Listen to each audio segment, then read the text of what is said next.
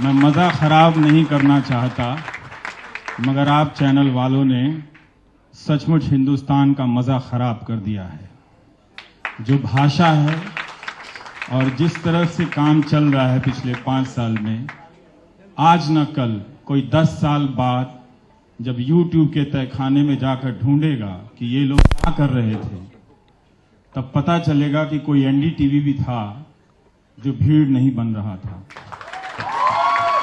सुप्रिया प्रसाद जी यहाँ पहुंच नहीं सके, लेकिन उनके 4 सिपाही यहाँ तैनात हैं। कैसे खबर को फैला दिया जाए हर एक व्यक्ति तक, ताकि कभी YouTube के तहखाने में इस चैनल को ढूंढना न पड़े।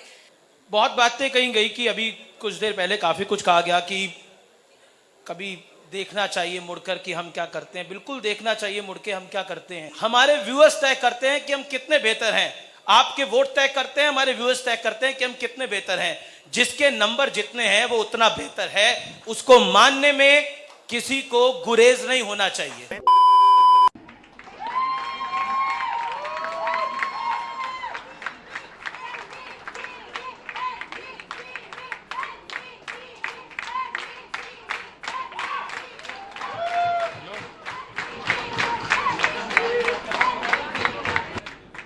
धन्यवाद अनुराग जी, धन्यवाद सत्यार्थी जी।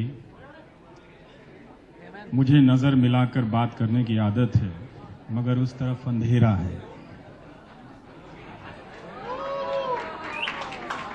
इनाम तो सबको मिला है,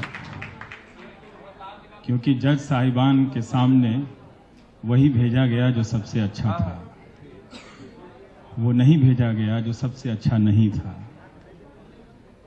बहुत इनाम मिले हैं, मगर जब भी अभी भी किसी पुरस्कार को छूता हूं तो हाथ कांप जाता है। एक बार अंतरात्मा पूछती है कि सचमुच इसके हकदार हो। यही सवाल आप सब अपने अपने चैनलों से पूछिएगा, जिनके पर्दे पे 4 दिनों से उन्माद की भाषा बोली जा रही है राष्ट्रवाद के नाम पर। तालियां बजाना बहुत आसान है और तालियां पाना बहुत आसान है।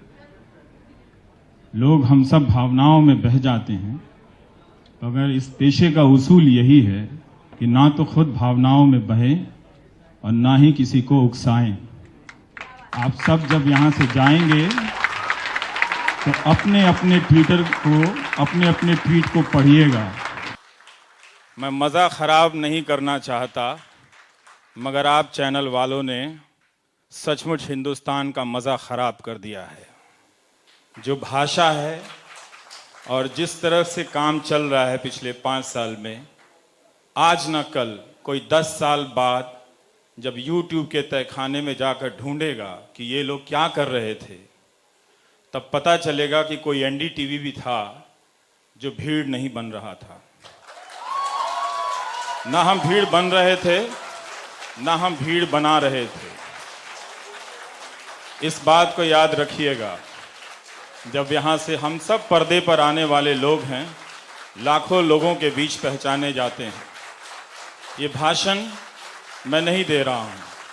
आपके आने से पहले भी यहाँ यही बात मैं कह के गया कि आज टीवी का पर्दा जो है वो बहुत तरह की चुनौतियों से गुजर रहा है। बिजनेस की चुनौतियाँ हैं उसकी, लेकिन उस पर्दे पर हम इनाम के लिए भेजे गए अपनी अपनी बेहतरीन रिपोर्ट के टुकड़े के अलावा बहुत कुछ ऐसा कर रहे हैं आप लोग भी, जिसे आप अकेले में भी नहीं देख सकते हैं। आप जूरी का बहुत बहुत शुक्रिया। हम आपके उस ईमान और ज़मीर का कद्र करते हैं कि आपने हमें चुनते वक्त ये सोचा तो होगा कि बहुत बुझाने की कोशिश की गई, मगर ये दिया जगमगाता रहा। बहुत बहुत शुक्रिया। सुप्रिया प्रसाद जी यहाँ पहुंच नहीं सके, लेकिन उनके 4 सिपाही यहाँ तैनात हैं। सेनापति न्यूज रूम में तैनात है, क्योंकि आज की दिन इतनी बड़ी खबर है और उन्होंने ये चुना कि आज का दिन वो न्यूज रूम में बिताएंगे।